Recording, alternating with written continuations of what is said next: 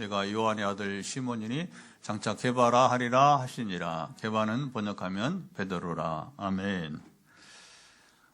어느 날 밤 이스라엘의 집집마다 등잔불이 이제 흔들리고 있었습니다. 창밖에는 정적이 흐르고 사람들의 심장은 조용히 뛰고 있었습니다. 그날 밤 그들은 평소처럼 잠들 수 없었어요.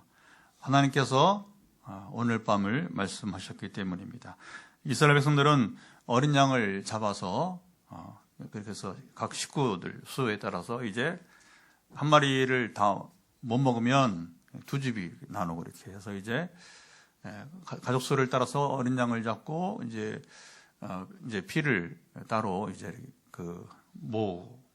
고기는 먹고 구워 먹고 그리고 이제 피를 우리가 잘 아는 것처럼 이제 그들이 문설주와 그리고 인방에 이렇게 바르게 되었습니다. 신을 신고 그리고 허리에 띠를 띠고 지팡이를 잡은 채 그리고 서둘러 그들이 이제 유월절 식사를 하게 되었습니다.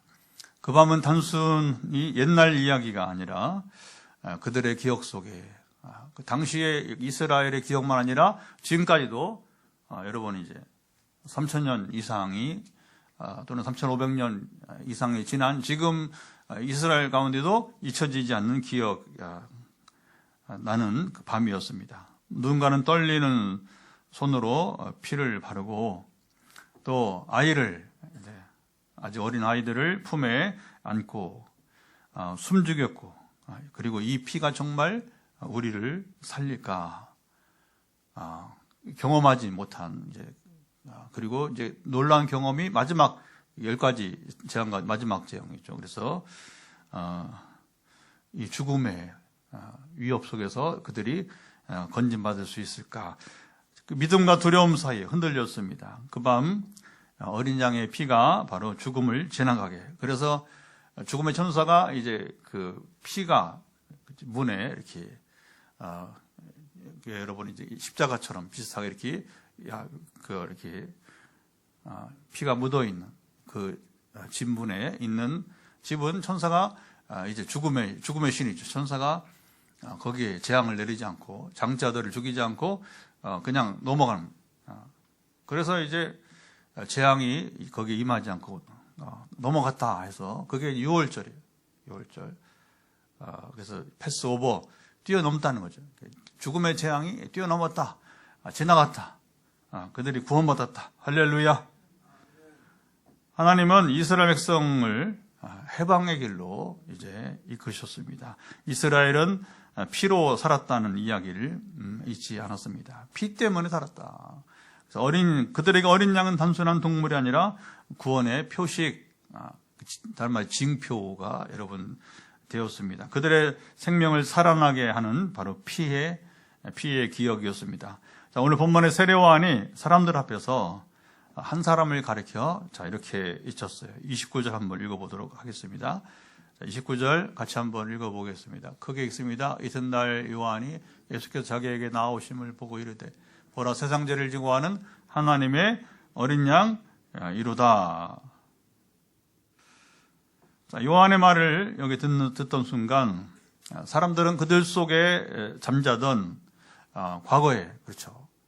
지금 이제 예수님이 이제 공생에 우리 지난주에 어떤 세례 예수님의 세례식은 곧 공생의 대비 무대인데 세월이 많이 흘렀어요. 그렇죠. 과거 유월절 모세 시대로부터 지금 당시까지 한 1500년 또는 1000년 세월이 여러분 흐른 그때 이야기가 되는 것입니다. 그냥 그들이 말로만 들었던 이제 어린 양의 피 그렇죠. 그런데 갑자기 세례요한이 등장하더니 그리고 이제 그가 회개 세례를 베풀면서 이스라엘을 하나님께로 이제 불러오게 하고 사실 말라기 예언을 잘했어요. 그래서 아버지의 마음을 자녀에게로 세례요한이 하는 얘기가 아버지 마음을 자녀에게로 자녀의 마음을 아버지에게로 이게 하나가 되게 하는 거죠. 그래서 그동안에 이스라엘이 하나님을 떠나서 멀리 살았던 400년, 저는 400년 동안 바벨론 포로 돌아온 다음에 여러분 400년 동안 하나님의 말씀이 그들 가운데 임하지 않았어요. 거의 하나님께서 이스라엘 버린 것처럼 보였던 400년 세월. 그러나 이제 세례요한이 등장하면서 그렇죠. 하나님의 말씀이 다시 들려지고 그리고 그들이 정말 1000년 또는 1500년 만에 어린 양 이야기를 듣게 되는 것입니다. 오늘 본문은 다시 이튿날은 다음 날을 말합니다. 사람들이 요단 강가에 모여 있었고 요한은 사람들 시선을 여기 모으고 있었습니다. 그 앞을 지나 한 사람이 걸어옵니다. 요한이 외칩니다. 보라, 나를 보지 말고 저분을 보라. 보라 하는 것은 뭐예요? 나를 보지 말고 지금 내게 다가오신 바로 예수님을 이제 보라 하는 겁니다. 그리고 예수님을 이렇게 불렀습니다. 세상 죄를 지고 가는 하나님의 어린 양이로다. 시작. 세상 죄를 지고 가는 하나님의 어린 양이로다. 죄는 우리가 생각하는 것처럼 여러분 가벼운 실수가 여러분 아닙니다. 이제 죄를 가볍게 여기면 그 사람 인생은 정말 여러분 불행한 겁니다. 왜? 해결할 가능성은 거의 없어요. 우리 최근에 여러 뉴스를 보면서 큰 죄인이 있어요. 큰 죄인. 근데 그 사람은 자기 죄를 몰라. 아직도 너무 여러 다른 걸 다 그만두고 어떻게 그 죄를 그렇게 경시할 수 있습니까, 여러분? 죄를 가볍게 여길 수가 있습니까? 그게 인류의 불행의 시작이라고 하는 거예요. 죄는 우리 영혼을 묶고 관계를 깨고 세상을 더럽히고 결국 죽음으로 끌고 가요. 사람들은 죄를 여러분 이렇게 처리하려고 합니다. 잘 들어보세요. 괜찮아, 누구나 그렇지. 덮으려고 합니다. 덮으려고 그래요. 열심히 살면 되지. 또 넘어가고 좋은 사람이 되면 되지. 봉합. 이게 여러분 죄는 이 봉합해서 이렇게 덮고 봉합해서 될 일이 여러분 아니라고 하는 것입니다. 요한은 말합니다. 죄는 덮는 게 아니고 참 굉장히 독특한 표현을 쓰고 있습니다. 죄는 누군가 지고 가야 한다. 누가 우리 죄를 지고 갈 수 있습니까? 우리 죄 문제를 여러분 해결할 수 있는 분 바로 그거죠. 누가 세상의 죄를 여러분 짊어지고 걸어갈 수 여러분 있다는 것입니까? 자, 30절, 31절도 한번 읽어보도록 할까요? 30절과 31절도 같이 이제 우리 읽어보도록 하겠습니다. 같이 우리 또 읽습니다. 이튿날 요한이 예수께서 자기에게 나와 30절, 31절 다시 같이 읽습니다. 시작. 내가 전에 말하기를 내 뒤에 오는 사람이 있는데 나보다 앞선 것은 그가 나보다 먼저 계심이라 한 것이 이 사람을 가리킴이라. 나도 그를 알지 못하였으나 내가 와서 물로 세례를 베푼 것은 그를 이스라엘에 나타내려 함이라 하니라. 요한은 나도 그를 알지 못하였다. 참 기가 막힌 말이 나옵니다. 나도 그를 알지 못하였다 말했어요. 요한은 광야에서 메시지를 선포한 사람이고 이스라엘이 주목하는 지금 최고의 여러분 영적 지도자였습니다. 그런 그가 나도 몰랐다 여기 선언했어요. 여러분 잘 보세요. 오늘 우리가 예수님의 이름을 알죠. 우리는 많이 들어왔습니다. 예수님의 이름을 찬양도 우리 예배 시간마다 여러분 결국 찬양은 누굴 찬양하는 거예요? 우리 죄에서 구원하신 그리스도를 찬양하는 것입니다. 여러 찬양 가운데 여러분 우리의 심령을 불러 일으키고 깨우는 가장 좋은 찬송이 뭔지 아세요? 예수 그리스도의 피, 그걸 보혈이라고. 보혈 찬송이 여러분 복음성가도 그렇고 우리 좀 전에 불렀잖아요, 그렇죠? 첫 찬양도 우리 보혈 찬양이고 마지막 찬양도 오늘 찬송가의 보혈 찬양. 이게 다 그냥 부른 게 아니에요. 오늘 말씀에 연결해가지고 마지막에도 우리가 예수 피를 힘입어 여러분. 가장 우리 영혼을 깨우고 우리에게 여러분 심령을 하나님께 이끄는 것은 보혈 찬송입니다. 할렐루야. 예수님을 알아요. 교회 생활도 합니다. 또 우리가 보통 한두 해입니까? 우리가 수십 년 이상씩 이 자리에는 그렇죠. 평생을 또 우리가 믿음으로 살아온 사람도 있고요. 성경 지식도 합니다. 그런데 그 다음 질문을 여러분 우리가 이제 주목해 보세요. 그런데 나는 예수님을 정말 아는가? 나는 진정 예수님을 하나님의 어린 양으로 만난 적이 여러분 있습니까? 자, 세례요한의 제자였던 두 사람이, 그 중에 하나는 베드로의 동생 이제 안드레라 40절에 말합니다. 여기 또 신기한 일이 일어났습니다. 바로 세례요한, 요한의 제자 두 사람이 이제 요한을 떠나서 전 스승을 떠나서 새로운 스승 예수님을 여러분 따르게 되었습니다. 세례요한이 참 위대합니다. 자기 제자들 중 2명이나 주님을 따라가도록 허락을 했으니까 말입니다. 쉽지 않은 거예요. 쉽지 않은 거예요. 오늘도 그래요. 오늘도 자기의 리더십 아래에 있는 사람이 다른 사람에게로 가는 것을 용납하는 것은 그게 여러분 쉽지 않은 것입니다. 근데 요한은 아주 기꺼이 두 제자들이 왜냐하면 결국에는 그거죠. 요한은 나를 따를 것이 아니라 아까도 보라 하는 것은 나를 보지 마 그를 보라. 그러니까 결국에 모든 인생은 요한을 따르면 안 되는 겁니다. 예수님을 따라야 될 것입니다. 우리 유일한 스승은 여러분 이제 함부로 우리가 이렇게 스승 잘 조심해야 됩니다. 우리 유일한 본보기 모범을 보인 우리가 따라야 될 완전한 스승은 예수 그리스도 한 분이신 줄 믿습니다. 38절 또 읽어보도록 할까요? 38절 또 읽어보면 이렇게 말하고 있습니다. 예수께서 돌이켜 그 따르는 것을 보시고 물어 이르시되 무엇을 구하느냐 이르되 랍비여 어디 계시오니까 하니 랍비는 번역하면 선생이라. 이 랍비는 히브리어로 선생이라 말이에요. 그래서 이걸 정확히 이제 번역하면 나의 선생님, my teacher, 랍비라는 것을 그래서 그냥 우리가 이제 흔히 그렇게 부르죠. 그냥 그렇죠. 그냥 우리가 신앙생활하면서 그냥 랍비라고 부르죠. 굳이 그냥 또 우리말로 하지 않아도 다 아는 이제는 우리가 소통하는 언어가 되었기 때문에 그렇습니다. 여기 이제 두 제자가 주님이 어디 계십니까? 묻는 것은 요즘처럼 내비게이션 치고 우리 가잖아요. 그렇죠? 그러면 주소를 묻는 게 아니란 말이에요. 어디 계십니까? 우리는 그냥 딱, 그 주소 좀 찍어줘. 주소 좀. 그 문자 메시지나 카톡으로 보내달라는 거죠. 그러면 그 주소 찾아가면 여러분 다 식당이든 어디 여러분 여행지든 그렇죠. 아니면 만남의 장소든 상관없이 얼마나 쉬운 시대 아닙니까? 그런데 여기 주님 어디 계십니까? 주님의 거처를 묻는 질문이 아니었습니다. 이 말은 우리도 이게 들어보세요. 우리도 그 자리에 주님이 계신 곳이죠. 바로 주님과 함께하는 공동체를 제자 공동체를 말하겠죠. 우리도 그 자리에 들어갈 수 있습니까? 라는 의미입니다. 예수님은 길게 설명하지 않았습니다. 짧고 단호하게 말씀하셨어요. 와서 보라. 와서 보라.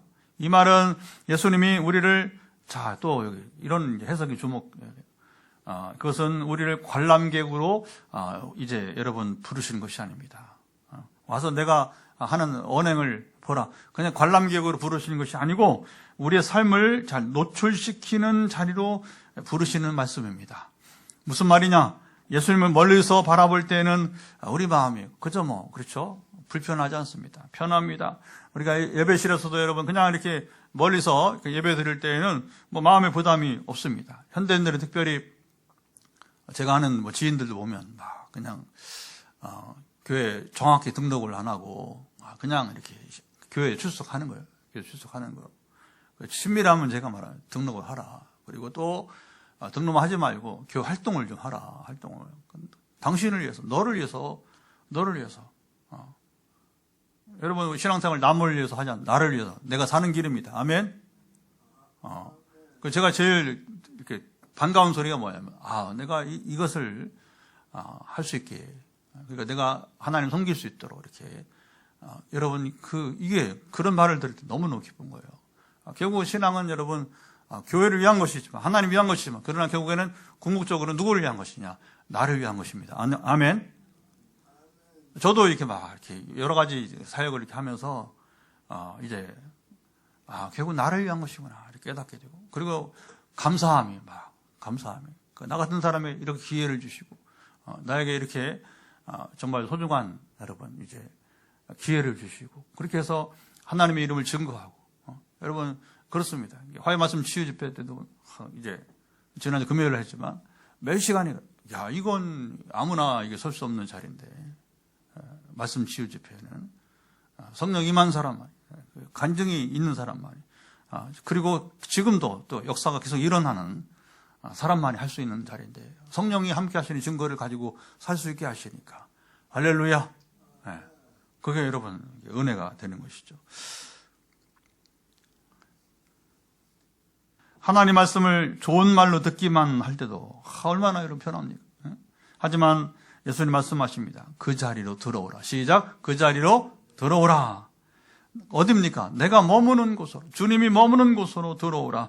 바로 내 공동체로 들어오라. 내 인생을 가지고 내 앞에 나오라. 자, 그 순간부터 이제 우리가 신앙적 용어를 쓴다면 우리 신앙은 단순히 관심에 머물지 않고 결단을 여러분 촉구합니다. 우리가 성경을 읽거나 여러분이 예배를 드리거나 성도 교제 속에서 하나님 이렇게 좀 깨닫게 하셔요. 나에게 깨닫게 하십니다.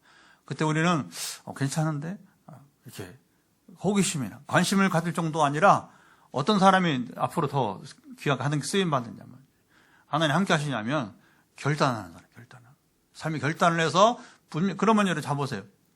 하나님은 우리가 그런 성경을 읽고 또 이렇게 우리가 통독을 하고 또 지금도 예배를 통해서 말씀을 들을 때에 또는 이렇게 개인이 묵상하고 큐티하고 또 이렇게 개인적으로 기도할 때에 하나님 마음을 주세요.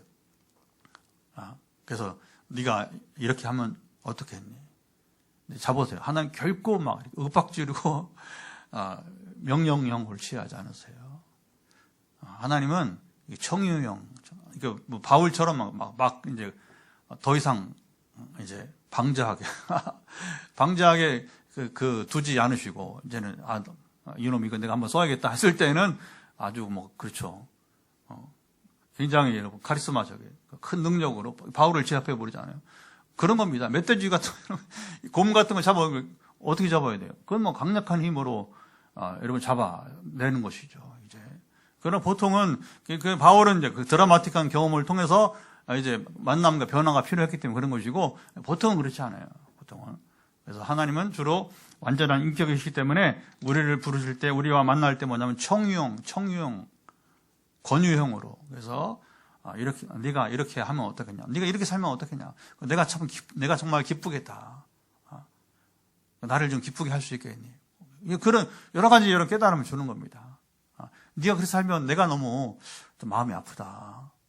그 성령을 근심하게 하는 거예요. 그런 표현들이 보면 이제 그러니까 각 상황에 따라 각사 입장에 따라서 하나님은 너무나 잘 아시고 이렇게 청유형으로 이렇게 물으십니다. 그리고 중요한 것은 뭐냐? 결단은 바로 우리 스스로 하게 기다리시는 거예요. 당자를 기다리듯이 오늘이냐 내일이냐. 그 아버지가 그러잖아요. 집 떠난 아들을 매일 기다리는 거죠. 하늘 아버지는 지금도 하나님은 기다리는데 아주 이굴나신 분 기다리는데 여러분 아주 여러분 하나님은 여러분 이제 그러니까 걱정하지 마세요. 하나님은 언제나 기다리십니다. 그러나 누구를 위해서 빨리 결단하면 좋으냐? 나를 위해서 빨리 결단하는 자가 복이 있나니. 할렐루야. 예. 자, 39절도 한번 읽어보도록 하겠습니다. 39절 또 이렇게 말씀하고 있습니다. 예수께서 이르시되 와서 보라. 그러므로 그들이 가서 계신 데를 보고 그날 함께 거하니 때가 10시쯤 되었더라. 자, 가까이 가면 갈수록 가까이 가면 여러분 우리가 숨길 수가 없어요. 내 정체를. 제 아들은 주님을 조금 따라가 본 것이 아닙니다. 그들 주님 예수님과 여기 함께 거했습니다. 거했다는 말은 잠깐 인사만 하고 돌아오는 정도. 그냥 이렇게 여러분 우리 그 외교무대 요즘 막 생중계도 하고 그러잖아요. 외교무대 보면 그럼 이렇게 그냥 양국의 대표자들이 와서 이렇게 인사하고 선물 주고 이렇게 사실은 거기서 얼마나 이제 깊이 있는 얘기가 나오느냐. 그건 이제 여러분 별도의 문제입니다. 그렇죠? 엄청난 차이가 있는 그냥 형식적으로 그냥 외교 관계에 있으니까 상호 자국의 이익을 내서 그러니까 외교가 필요한 거죠. 그렇죠? 선물도 주고. 그러나 이제 진심을 가지고 만날 수 있다면 이런 경우는 드물어요. 거의 없습니다. 최근 우리처럼 여러분 중국 시진핑 만나면서 또 일본의 여러분 수상 만나면서 그렇게 웃을 일이 있어요. 그렇죠? 막 우리를 압박하는 미국 대통령 만나서 여러분 뭐 이렇게 웃을 일이 있어요. 그러나 자국의 이익, 우리나라 이익을 위해서는 할 수 없는 겁니다. 그런데 여러분 여기 보면 이제 예수님과 만나면 그런 만남이 아니라는 거예요. 우리가 주님과 함께하는, 거하는 그 시간, 자 보세요. 그날에 여러분 시간을 예수님과 함께 나누었다는 말입니다. 심지어 예수님과 함께하는 그 방에, 그 공간에 공기를 함께 숨쉬고, 그리고 거기서 깊은 대화를, 그냥 여러분 그냥 아무 가치가 없는, 의미 없는 말들을 이렇게 여러분 그냥 잡담하는 그런 대화가 아니라 정말 꼭 필요한, 우리가 다뤄야 될 이야기들을 주님과 함께 나누는 것입니다. 그리고 가장 중요한 게 눈빛이에요. 우리가 보통 대화할 때 눈빛을 마주치면서 그래야 이게 참된 대화가 되는 거예요. 눈을 피하면 뭔가 이게 부담이 있거나, 그렇죠? 아니면 숨기는 게 있거나, 뭐 그런 게 보통 우리가 일반적인 것이잖아요. 그러니까 주님과는 눈빛을 또 이렇게 함께 했던 시간이 되는 것입니다. 사람들이 예수님 곁에 가까이 가면, 자, 여러분 들어보세요. 이상한 일이 시작됩니다. 예수님은 우리를 정죄하려고 여러분 부르시지 않아요. 우리를 있는 그대로, 다 보세요. 주님과 만나면 우리를 있는 그대로 드러내고 살리기 위해, 우리를 살리기 위해서 여러분 부르십니다. 문제는, 자 보세요. 우리의 속에 있는 모든 것이 이렇게 들춰내는 거죠. 드러날 때, 드러나는 것이 이제 문제가 됩니다. 예수님과 함께 거하면 내 안에, 그렇죠, 죄와 위선이 여러분 드러납니다. 그것은 왜 그러냐면 예수님이 거룩하신 분이기 때문에 그런 거예요. 예수님이 완전하신 인격이기 때문에, 그리고 완전한 전능하신 분이기 때문에, 그러니까 여러분 예수님 만나보지 않고 예수님 말한 사람들은 정말 여러분 이제 너무 안타까운 겁니다. 예수 이런 분이에요. 예수님 이런 분. 그래서 사람은 여러분 그렇잖아요. 예수님과 함께 거하면 결국에 뭐냐? 내 안에 죄와 위선이 그대로 드러난다는 겁니다. 사람은 겉으로는 괜찮아 보이지만 속에는 늘 숨기고 또 싶은 것들이 항상 저에게도 그런 것들이 있습니다. 그래서 우리가 주일마다 고백의 시간과 사죄 시간을 갖는 것은 저도 고백할게요, 개인적으로. 그래서 하나님과 나만이, 이거 왜냐하면 나의 약함이, 내가 실수가 여러분 다 드러나면 그게 우리는 이해를 못해. 용납할 수 없어요. 그래서 여러분 하나님과 나만이 아닌 죄를 고백한다고 하는 거예요. 그러니까 나에 대해서 모든 것을 다른 사람이 다 안다면 그게 특별히 좋은 일이, 일상적 생활에 그렇지만 나의 허물과 약점을 다른 사람이 안다면 그건 여러분 유익하지 않습니다. 유익하지 않는 거예요. 그게 왜냐하면 우리가 그릇이 못 되기 때문에. 근데 예수님이나 하나님은 완전한 그릇이기 때문에 우리의 죄를 보시고도 험담을 하거나 그걸 이용해서 약점을 우리 그런 분이 아니라는 겁니다. 오히려 우리가 더 변화되고 새롭게 되기를 원하시는 분이십니다. 남에게 들키기 싫은 마음, 반복되는 죄의 습관, 끊지 못하는 중독, 탐욕. 현대인들 가운데 가장 문제 중 하나가 중독이죠. 탐욕. 하나님 앞에서조차 감추는 나의 진짜 모습. 전에는 이런 것들이 그냥 그런가 보다 하고 넘어갔습니다. 그런데 예수님과 함께 거하면 이게 되게 중요합니다. 예수님이 함께 거하면, 그리고 성령이 같은 거죠. 예수님이 함께 거한다는 것은 지금은 우리가 성령께서 영으로, 그리스도의 영이신 성령께서 우리 가운데 임하시면 말씀 한마디, 침묵 하나에도 내 속이, 여러분, 내 마음을 흔들어 버리는 것입니다. 나는 깨끗한가? 나는 진짜 믿는가? 나는 예수님 앞에 정직한 사람인가? 이어서 더 깊은 것이 드러납니다. 해결되지 않는 상처, 끊어지지 않는 불안, 누군가에게 여러분 받은 모욕, 배신, 계속 떠오르는 좋지 않는 기억, 나는 사랑받지 못할 거야. 그런 자책감도 있고요. 내 인생은 왜 이렇지? 막 자괴감에 빠지기도 하고요.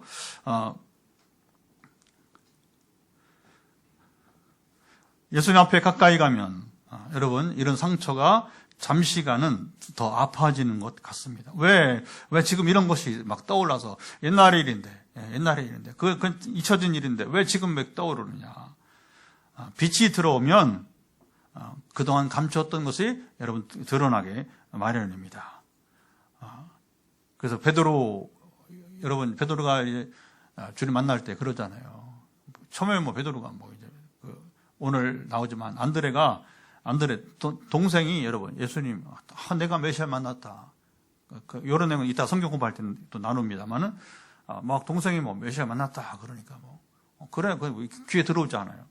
그래서 주님이 이제 어떻게 합니까? 결국에는 어떻게 부르십니까?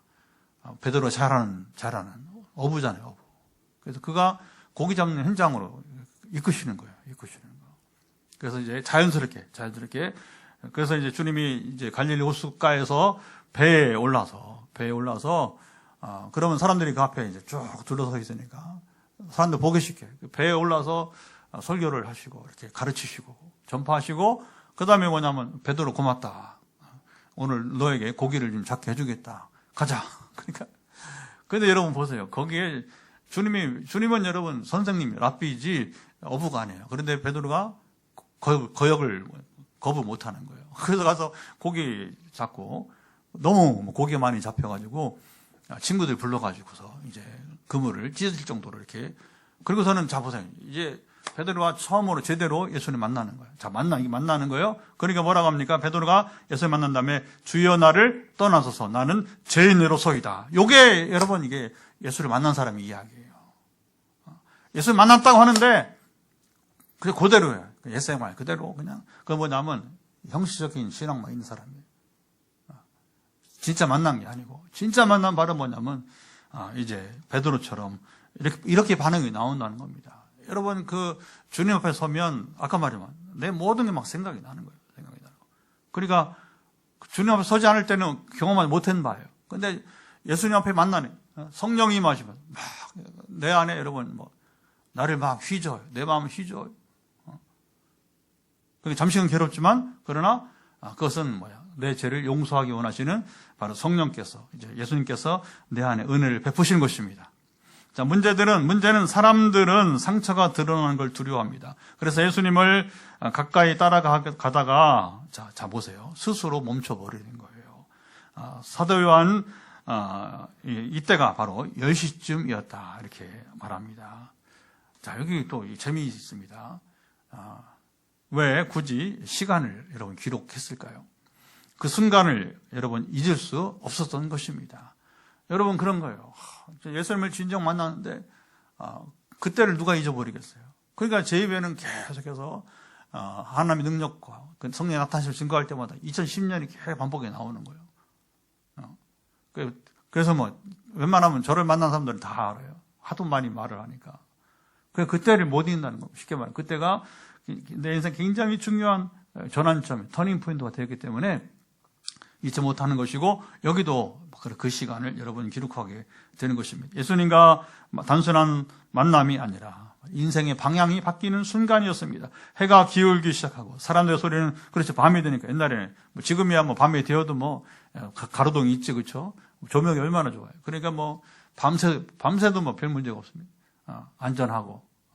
그런데 이제 당시는 해가 기울어지면 사람들 소리는 멀어지고 예수님과 제 아들의 발걸음만 들립니다. 군중 속에서는 입술로만 아멘할 수 있습니다.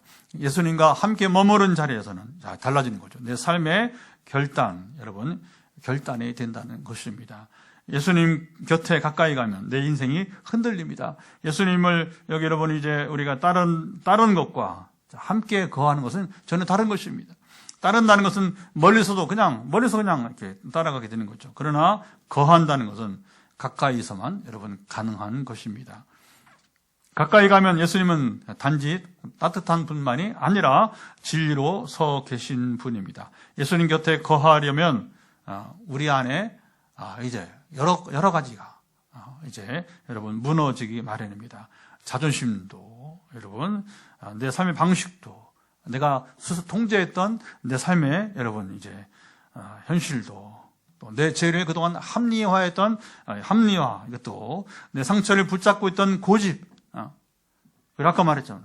막 이런 게 불러일으킬 때에 여기까지만 주님 여기까지만 그러면 뭐 스스로 포기하는 거예요. 하나님 주신 은혜의 기회를 여러 포기하는 거예요. 그러니까 여기까지만 하면 안 되고 하나님이 이미 우리를 생각나게 하시고 알게 하신다는 것은 무슨 말이냐? 내가 너를 고쳐주겠다. 너를 치료해주겠다. 너의 상처를 이제 깨끗하게 없애주겠다. 할렐루야. 근데 이제 막 여기서 이제 사탄이 방해를 하는 거죠.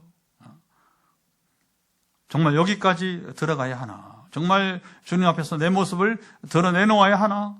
정말 내 삶을 내가 스스로 바꿔야 되는가?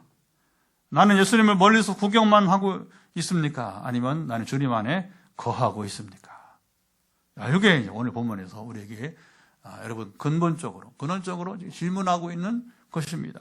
어떤 사람들은 죄를 가볍게 생각합니다. 실수지 뭐. 한 번쯤 그럴 수 있지. 죄는 종이처럼 여러분 가벼운 게 아니라 이제 죄가 뭔지를 우리가 한번 나눠봅니다. 그것은 바위처럼 무겁다는 겁니다. 가슴에 커다란 돌 하나가 얹힌 것처럼 숨이 막히고 걸음이 늘어지고 마음이 눌려서 웃어도 웃는 게 여러분 아닌 상태가 됩니다. 사람들은 죄에 말하자면 바위로 비유한다면 죄를 이렇게 해결하려고 합니다.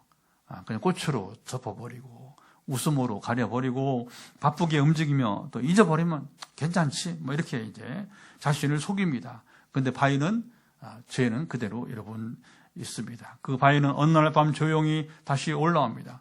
너는 괜찮지 않아. 너는 여전히 죄인이야. 너는 여전히 무너졌어. 바로 예수님은 여러분, 자, 여기 주목해. 어떻게 해결하는가? 예수님 그 바위를 밀어내라고 말하지 않습니다. 우리의 사고방식은 내가 더 노력해서 이 바위를 치워야지. 내가 더 강건해야지. 내가 더 착해야지. 이런 게 뭐 종교적인 노력들이에요. 종교적인 노력들.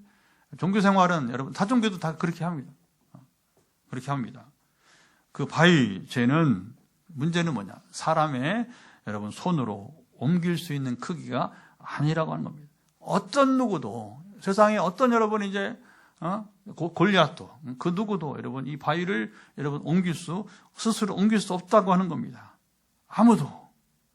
여기서 세례요한의 애침이 들려요. 보라 세상 죄를 지고 가는 하나님의 어린 양이로다. 이 말은 내가 그 바위를 잡으세요. 이제 내가 그 바위를 밀어내는 게 아니라 그 바위를 여기 세례요한의 설교는 그 바위를 지실 분이 오셨다. 것입니다. 죄를 지다는 거면 죄를 짊어진다는 것은 우리 죄를 바로 주님이 여러분 대신해서 어깨에 올려서 직접 가져간다는 여러분 의미입니다. 여러분 죄를 바위에 비해 커다란 거예요. 누가 바위를 들을 수 있습니까? 그런데 뭐냐? 우리가 들 수 없는 그 바위, 죄를 주님이 번쩍 들어서 우리 죄를 주님이 어깨에 메시고 여러분이 이제 가져간다는 겁니다. 이것은 죄를 없던 일로 만드는 게 아닙니다. 자, 더 보세요. 이 세상의 사면이라는 게 우리가 최근도 보면 이제 사형 선고를 받아도 그냥 웃어. 왜 웃냐? 자기가 실행은 받지 않는다. 그게 우리나라 지금 이제 이 법이 참 이게 참 어떻게 보면 이상해 보면. 그 세상의 사면은 자 보세요. 세상의 사면은 대가지불이 없어요. 그냥 특권에 의해서. 그래서 이런 사면권을 과연 앞으로도 줘야 되는가? 그러면 죄를 어떻게 막어? 아무리 이렇게 엄청난 선례가 또 앞에 있었고 사형 선고 했다가 그다음에 무기징역 했다가 그다음 사면하고도 그냥 얘기 들어보니까 5년도 안 돼서 다 풀어줬다고 하더라고요. 과거에도 엄청난 이 대역죄인들을 5년도 안 돼서 그러니까 길어봤자 5년만 참고 나오면 되고 이렇게 이제 생각을 한다면 그 세상에 여러분 사면은 그렇게 한계가 있는 것입니다. 그런데 주님의 사면은 그런 하나님으로서 여러분 권위로서만 사면이 아니고 바로 여기서 여러분 주님이 우리 죄를 지신다, 담당하셨다는 것입니다. 그래서 요한은 그분이 지고 가신다. 누군가의 무게를 내가 대신 짊어지고 끝까지 여러분 걸어가는 것입니다. 자, 어린아이가 무거운 짐을 들고 여러분 옵니다. 그러니까 손이 벌벌 떨리고 너무 여러분이 이제 몸에 비해서 너무 무거운 짐을 들고 있으니까 한 걸음도 못 떼고 쩔쩔 매는 것입니다. 그때 아버지가 와서 내가 들게, 내가 대신 들고 갈게. 너는 나만 따라와.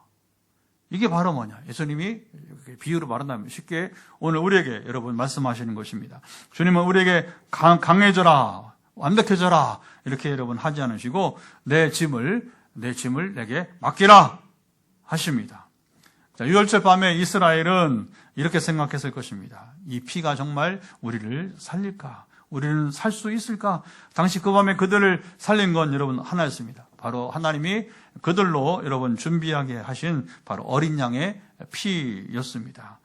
오늘 본문에 요단 강가에서 요한이 선포했습니다. 그 어린 양이 바로 여기 있다는 것입니다. 과거에 6월절 사건 때에 이스라엘을 바로 뭡니까? 장자의 죽음에 여러분 그 위협에서 벗어나게 했던, 살렸던 그 어린 양, 바로 여기에 오늘 이 자리에 계시다는 거죠. 하나님이 예비하신 구원의 방식은 우리가 죄의 문제를 해결할 것이 여러분 아니라 어린 양이 바로 대신 담당하는 것입니다. 나는 예수님을 정말 아는가요? 나는 예수님을 하나님의 어린 양으로 만난 적이 여러분 있습니까? 예수님을 안다는 것은 예수님이 내가 힘들 때 도와주는 분이라는 정도가 아니고요. 예수님을 안다는 것은 바로 예수님이 내 죄를 대신 지신 여러분 이제 바로 분이라는 것을 우리가 마음으로 여러분 놓치지 말고 붙드는 것입니다. 그분은 내 인생의 짐을 그냥 조언해 주는 정도가 아니라 바로 십자가로 여러분 우리의 모든 무거운 짐을 담당하신 분이십니다. 그래서 성경은 여러분 확실하게 표현한 겁니다. 그가 채찍에 맞음으로 너희는 나음을 입었다. 여러분 주님이 그 십자가에 고통을 당하심으로 십자가에서 우리 인생 문제를 해결하시게 된 것입니다.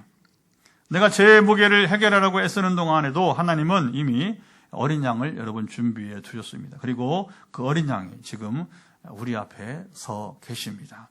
세례요한의 제자였던 두 사람이 예수님을 따라갑니다. 그중 한 사람은 안드레였습니다. 보통 스승이라면 제자를 붙잡고 싶습니다. 그런데 요한은 제자들에게 이제 나를 보지 말고 저분을 보라. 그의 말을 들은 제자들은 바로 또 예수님을 따르는 제자들이 여러분 되었습니다. 예수님은 자기를 따르는 자들에게 무엇을 구하느냐 물으셨습니다. 이 질문은 너는 왜 나를 따라오려고 하느냐? 왜 내 제자가 되려고 하느냐? 너의 마음속에 진짜 목적은 무엇이냐? 너는 나에게 무엇을 얻고 싶으냐? 그때 두 제자는 랍비여 어디 계시오니까 물었습니다. 그것은 이미 앞에 설명한 대로 우리도 선생님 곁에 있을 수 있습니까? 우리도 그 삶 속으로 들어가고 싶습니다. 예수님은 그들에게 와서 보라. 이렇게 대화가 이어진 거예요. 와서 보라 대답하셨습니다. 와서 보라는 말은 멀리서 구경하지 말고 가까이 바로 내 안으로 우리 공동체, 예수 공동체 안으로 들어오라는 의미입니다. 예수님은 우리를 여러분 정죄하려고 부르지 않고 우리를 살리려고 부르시는 것입니다. 우리가 살려면 감춰둔 것을 꺼집어내야 돼요. 예수님께 여러분 이제 가까이 오면 내 마음속에 숨은 것들이 스스로 올라옵니다. 예수님은 빛이십니다. 주님 가까이 가면 바로 내 안이, 내 속이 다 보입니다. 이 마음이 그때 우리 마음이 흔들립니다. 더 깊은 것들이 올라오고 주님이 가까이 오셔서 여러분 만지시고 있다는 증거가 되는 것입니다. 엄청난 상처난 곳들을, 그렇죠. 의사가 여러분 환부를 보고 그렇잖아요. 여러분 치료받는 사람이 그 의사에게 이렇게 부끄럽다고 여러분 감출 수 있습니까? 안 그렇잖아요. 그러니까 이제 하라는 대로 하는 거예요. 그럼 이제 때는 옷을 벗으라고. 그렇죠. 왜냐하면 환부를 지금 찾아서 또는 주사를 놓을 때 그렇게 또 이제 해요. 엎드리려 하고 아주 조금 이제 부담스러운 자세까지 나오게 됩니다. 하지만 여러분 누가 거기서 거부합니까? 결국은 지금 통증이나 고통을 여러분 이제 해결해야 되니까 누가 의사 앞에서 여러분 거부합니까? 우리가 하나님께 예수님과 함께 거한다는 것은 바로 그것입니다. 그때 순간은 아픕니다. 많은 사람은 예수님을 따라가다가 이건 건드리지 말아줬으면 합니다. 문제 해결을 끝내 받지 못하는 것입니다. 자, 오늘 본문에 복음이 넘칩니다. 시작은 보라 세상 죄를 지고 하는 하나님의 어린 양이로다. 대속, 제사함, 그리고 구원이 한 문장이에요. 그렇죠. 요한이 소개하는 예수님을 소개하는 이 여러분 애침에 다 들어가 있습니다. 요한은 성령이 예수님이 머무는 것을 보았어요. 그는 여기 이것을 보고 예수님이 하나님의 아들이심을 여러분 증언했습니다.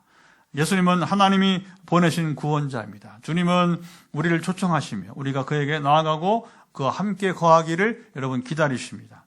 안드레는 자기 형 베드로에게 내가 메시아를 만났다 이렇게 전했습니다. 세례요한이 예수님을 증언했듯이 그런 거죠. 앞에서는 세례요한이 계속 예수님을 증언하는 거예요. 그리고 세례요한의 목적은 사실 세례를 주는 게 아니라 뭡니까? 하나님의 아들이신 그리스도를 소개하는 것. 그리고 여러분 예수를 만나려면 그냥 만날 수 없기 때문에 그래서 회개 세례 운동을 했던 겁니다. 그게 여러분 짧은 기간 동안에 바로 세례 요한의 삶이었어요. 그리고 이거 보세요. 그러면 예수님 나중에 뭐라고 말하면 세례 요한 얘기 나옵니다. 그러면 예수님이 여인이 낳은 자 중에 가장 최고의 인물은 바로 누구냐? 세례 요한이라고 해요.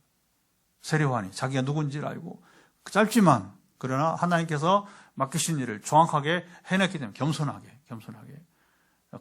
나중에 보면 여러분 이제 그렇잖아요. 요한이 예수님은 흥해야겠고, 예수님은 흥해했고, 나는 또 그렇지 않고, 나는 더 작아져야겠고. 자, 이런 사람이 없어요. 이런 사람이.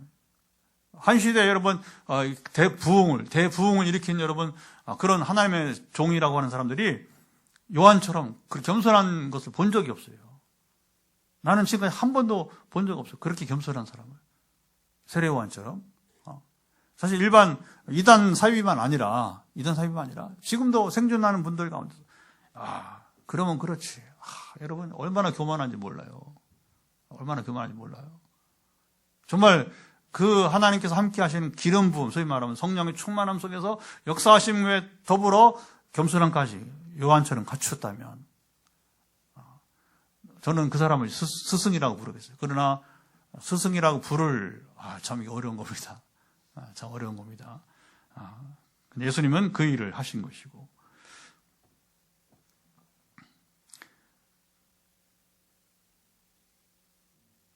그래서 여기 요한이 예수님을 증언하고, 그리고 안드레는 또 자기가 메시아 주님 만나고, 또 형에게 또 안드레는 또 예수님을 증언하고, 복음을 이처럼 한 사람이 예수님을 만나 신앙 고백을 하고 다른 영혼에게 여러분 이제 다른 영혼을 또 주께로 인도하는 순환이 이루어지게 되는 것이죠. 이게 가정에서 일어나고 또 사회에서 일어나고 교회 중심으로 선교지에서 일어나게 되는 것이고요. 세례 요한은 요단 강가에서 외쳤습니다.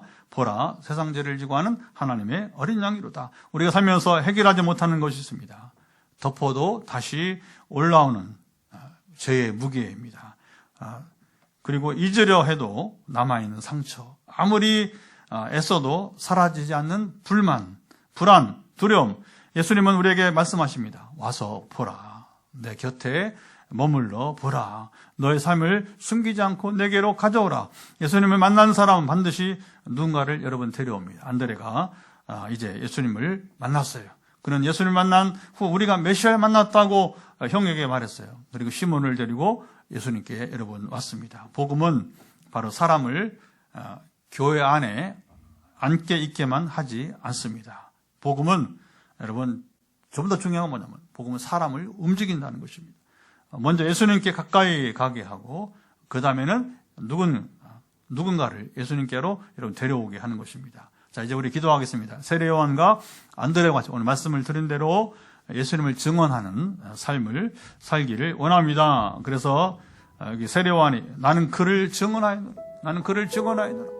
저는 이것을 오늘 주제로 삼아보았습니다. 그것이 안드레가 했던 것이고 오늘 우리도 여러분 이제 나는 여러분이 이제 그리스도를 증언하기를 원합니다. 그거 우리 인생의 유일한 목적이 아니겠습니까? 그때 하나님께 주신 놀라운 풍성한 삶을 누리도록 이 시간같이 기도합니다. 하나님 아버지 감사합니다. 오늘 아버지 하나님의 세례 요한이 주님을 소개하고 이제 그가 우리의 이제 죄를 담당하시는 하나님의 어린 양이 되시고 그래서 과거 유월절 사건 중에서 이스라엘 너무나 이 어린 양의 피해 잘 알고 있었고 바로 그 어린 양이 지금 너희 앞에 서 계시다 선언하고 그리고 이제 안드레는 이제 요한의 제자였지만 그러나 주님을 따르는 제자가 되고 만나보니 바로 이제 그가 자기를 죄에서 구원할 자지 메시아이심을 발견하고 그 형 베드로에게 또 소개하고 나아가는 모습을 보게 됩니다. 오늘 이 말씀을 통해서 우리가 함께 참으로 이해하고 또 적용하고 결단하는 이 시간이 복되게 도와주시기를 원하며 우리가 먼저 예수님께 더 가까이 가고 그리고 다음에 누군가를 예수님께로 데려오는 삶이 이어지기를 원합니다. 이런 아름다운 선순환이 우리 삶의 사이클이 이루어지도록 함께 하시고 지켜 주옵소서.